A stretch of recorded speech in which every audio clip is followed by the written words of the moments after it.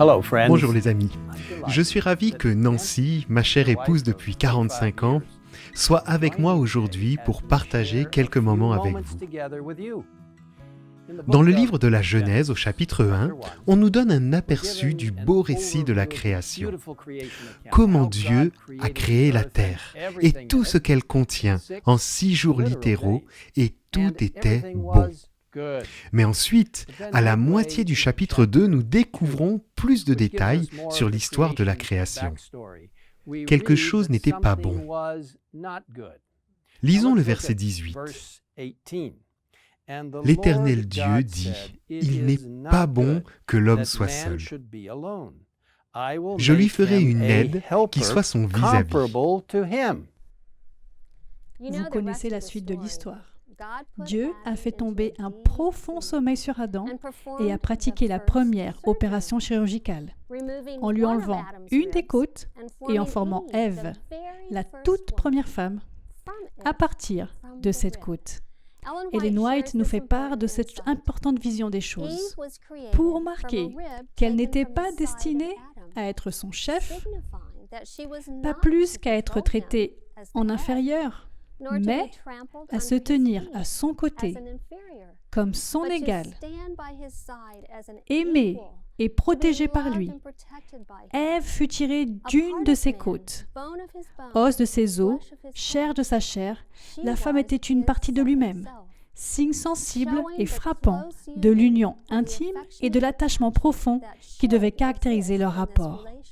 Bien sûr, quand Dieu a amené Ève et Adam, ce fut le coup de foudre. Dieu a alors procédé à la toute première cérémonie de mariage, bénissant l'homme et la femme, les unissant pour qu'ils ne fassent plus qu'un. Nous aimerions pouvoir dire « et ils vécurent heureux », car c'était certainement l'intention de Dieu. Dieu a voulu que le mariage soit une source inépuisable de joie et d'amour, de camaraderie et de croissance. Mais malheureusement, le péché est entré dans ce monde et au lieu d'être une source de bonheur, le mariage est trop souvent devenu une source de douleur pour beaucoup de gens. Cependant, il y a de l'espoir. Même aujourd'hui, grâce à ces bénédictions, nous pouvons profiter de ce merveilleux cadeau que Dieu nous a fait en Éden. Même Jésus, qui a créé l'institution du mariage et qui a accompli son premier miracle aux noces de Cana, est désireux aujourd'hui de réaliser son miracle dans nos vies. Seule la présence du Christ peut procurer le bonheur aux hommes et aux femmes, lit-on dans le foyer chrétien. Le Christ peut changer en vin céleste toutes les eaux ordinaires de la vie. Le foyer devient alors un Éden de félicité. Ce sabbat à venir, le 13 février, commence la semaine du foyer et du mariage chrétien, organisée par le département des ministères de la famille de la Conférence générale. Cette semaine spéciale comprend 2 sabbats. La journée du mariage chrétien, le 13 février, et la journée du foyer chrétien, le 20 février.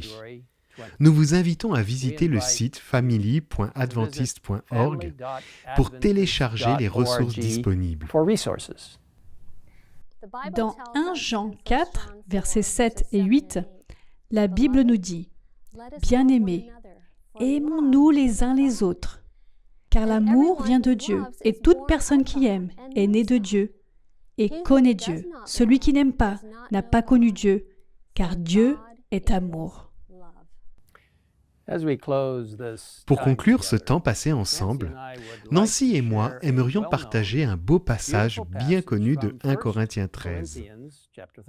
Nous vous encourageons à lire le chapitre entier chaque jour pendant cette semaine spéciale, semaine du foyer et du mariage chrétien. Ce passage décrit très clairement comment l'amour se manifeste. En commençant par 1 Corinthiens 13, verset 4, nous lisons « L'amour est patient, il est plein de bonté.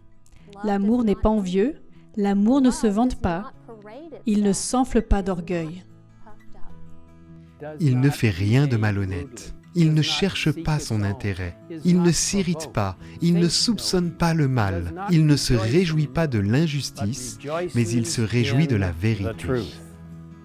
Il pardonne tout. Il croit tout. Il espère tout. Il supporte tout.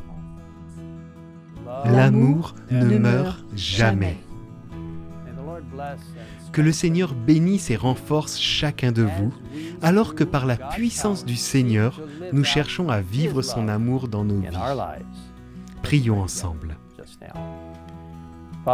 Père Céleste, nous venons à toi en ce moment très important, en mettant l'accent sur le foyer et le mariage. Seigneur, aide-nous à comprendre pleinement ton projet pour ces belles institutions. Seigneur, bénis tous ceux qui nous regardent, tous ceux qui prient avec nous en ce moment. Donne à leur famille, à chacun d'eux, l'assurance de ta présence et ton encouragement à les aider au niveau individuel et familial, afin d'être les plus grands représentants sur la face de cette terre, en montrant aux gens ce que le Christ peut faire dans cette vie et en leur indiquant son retour prochain, lorsque nous serons avec lui pour toujours. Nous te demandons cela au nom de Jésus. Amen.